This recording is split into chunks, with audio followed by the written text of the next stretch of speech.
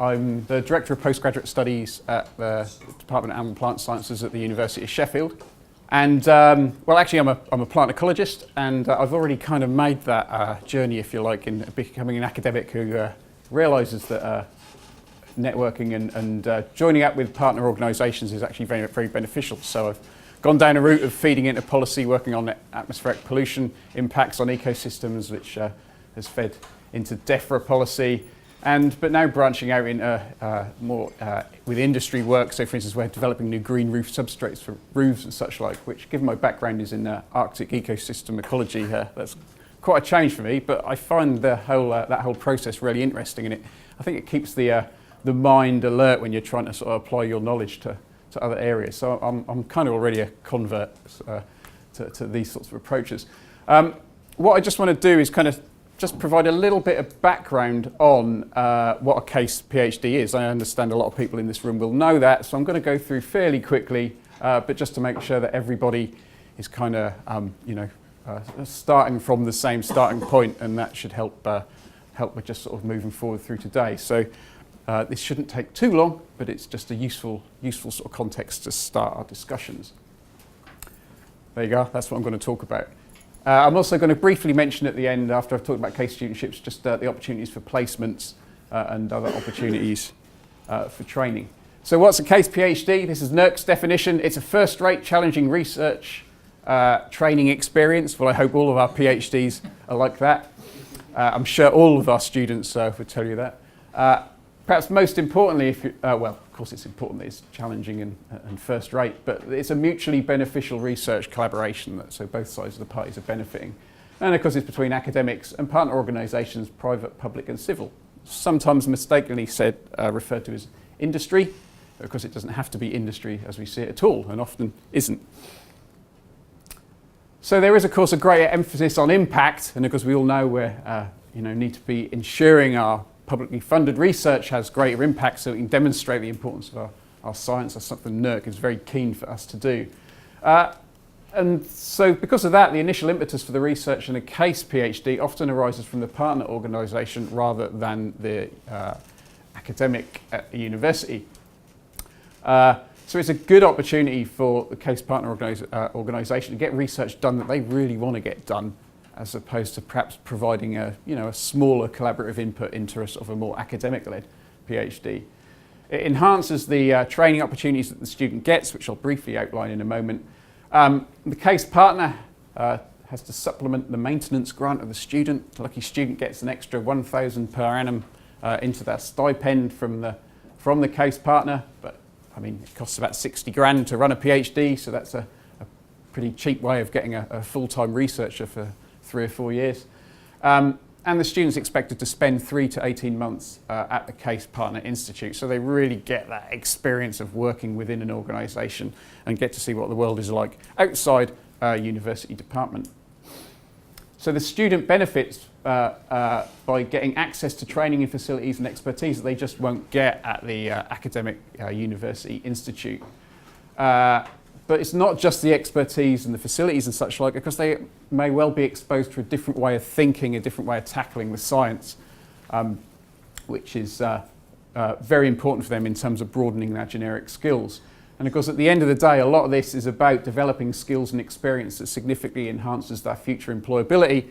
And when you speak to students, that's one of the main reasons why they say they're really glad they did a CACE PhD, because they can really see they've got enhanced employability. And in fact, when we speak to students that are applying to our PhDs and they're applying to a CACE PhD, often they'll refer to the fact that they see the CACE PhD route as being a good way to enhance that future employability. So from comments from students, we know that they're often attracted to a CACE PhD because they see it as gives them a bit of a head start, if you like, on some other students in terms of the jobs market when they emerge at the other end of their PhD.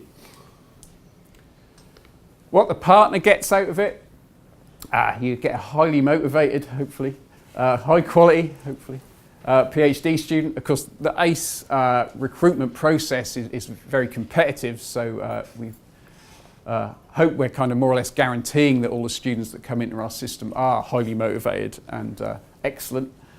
But of course, the partner also gets a PhD that's being undertaken in research is well aligned with their priorities and objectives, because it's often the partner that says, I want a PhD done in this way, we need to tackle this problem. Can we come up with a PhD project that does that? So you know you're getting work done that you want done. And it's an opportunity for partners to explore novel research collaborations and strengthen current partnerships. And I think, within ACE, one thing we particularly see is that ACE, while our primary aim, of course, is to enhance the training quality for PhD students working within our remit, and to produce the sort of next generation of environmental scientists for the future, whether they're working in the academic context or the other sectors. Because I think we see ACE as a springboard for developing larger research collaborations, bigger grants, bigger consortia and such like. And obviously a case PhD can often be a very good way to making those first steps on that journey. I said the word journey, that's not something I usually try and like to say, but there you go. I'm referring to cliches.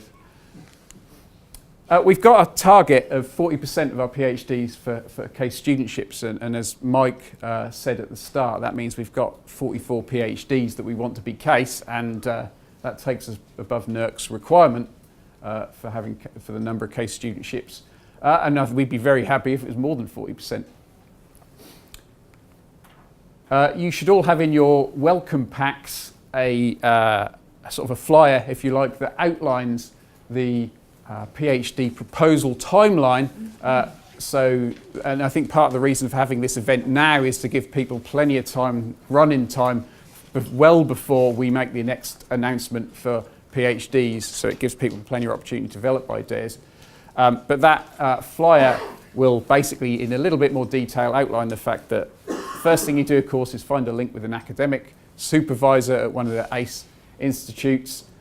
You should develop your proposal for submission in September, so there's a good amount of time to develop project ideas. The call will come out for proposals in the summer. The deadline will be early September sometime, but it will be early September. But you'll receive an announcement, or multiple announcements more likely over the summer, saying when the deadline is.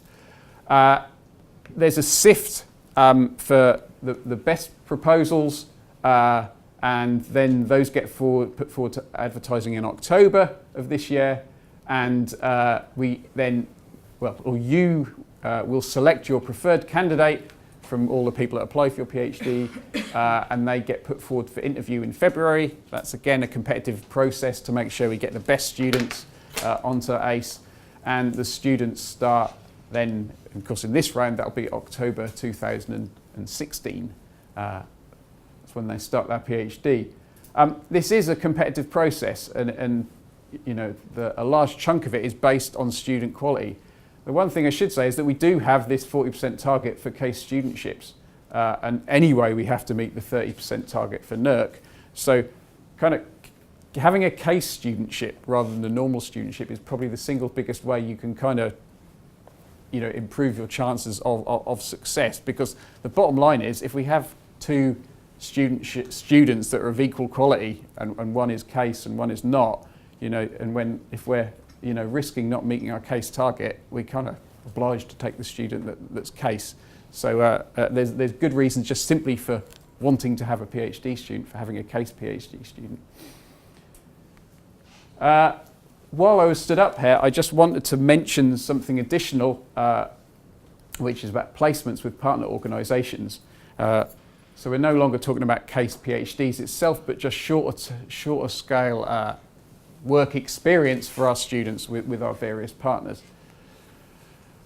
Placements could be anything from 1 to 3 or more months. Usually perhaps 3 would be a good number, but there's no reason why it has to be anything particularly about 3 months. There's no particular reason. It's just a good sort of amount of time to fit into a PhD, and it shouldn't be directly related to the PhD study.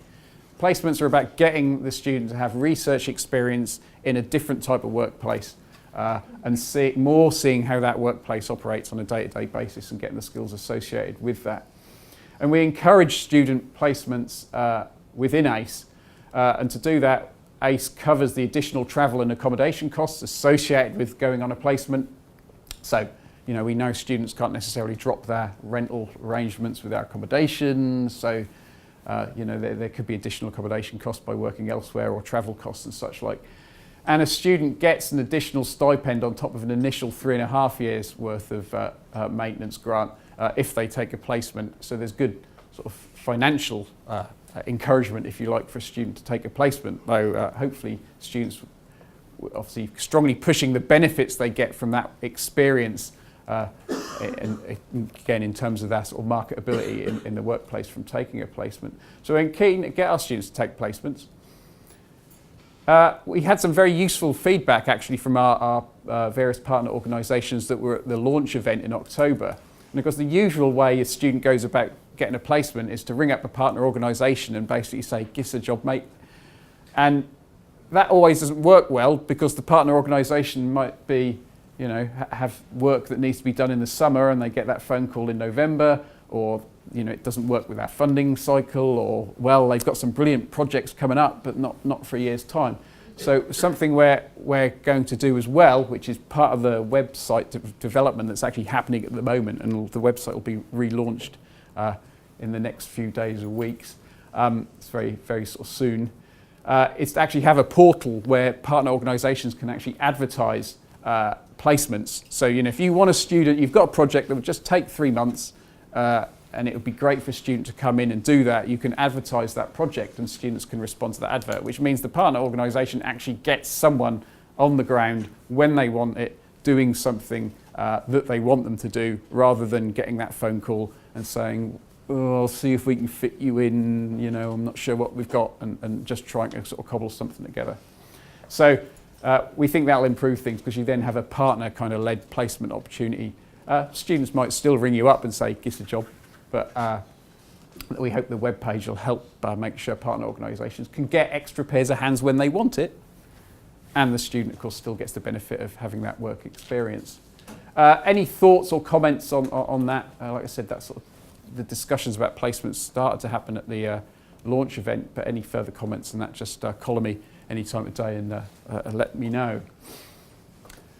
And I think the other thing I just wanted to finish up on is we know our partners have lots of facilities, infrastructure, databases, but also run training courses. Some partners run training courses and such like. And in the questionnaires you got sent before this event, we're starting to try and gather that information.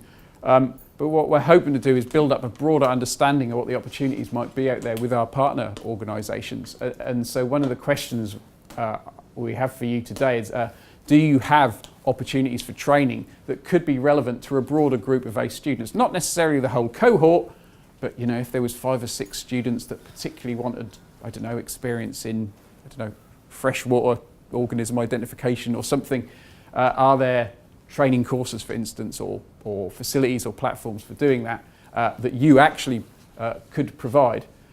So it's, do you see yourself as having training provision that we could actually perhaps advertise to our students and have smaller groups of students, like I said, not necessarily the whole cohort coming and making use of that training. So we've asked some of those questions in the questionnaire, but of course again, if there's anyone's got any comments there, you can just call me during the day and let me know.